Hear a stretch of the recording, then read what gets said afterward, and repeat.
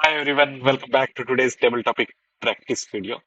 And it has been a long time since I recorded my last video. I was out of the country and then I went to my hometown.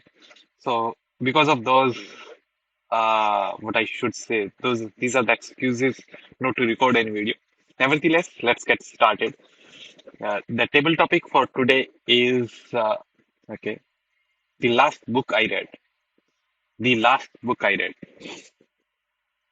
The last book I read was on writing by Stephen King, and I was reading this book to improve my writing skills. And mostly, this book is not about, just advice like how to write well or something. It's mostly about his uh, autobiography. It's similar to autobiography. Author talks about a lot of different uh, things in his life and how he became writer. So he talks about journey to the writer where he was like for 5 years old, and then how did he become a writer. And there are few things that he talked about how to improve your writing. And one of the most important takeaway is that we have to read a lot and write a lot. There is no other way to be better. Other says if you are not reading widely, then how can you expect to become yourself as a writer?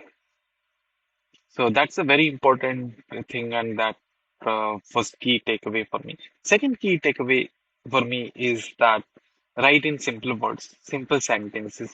Don't overcomplicate it.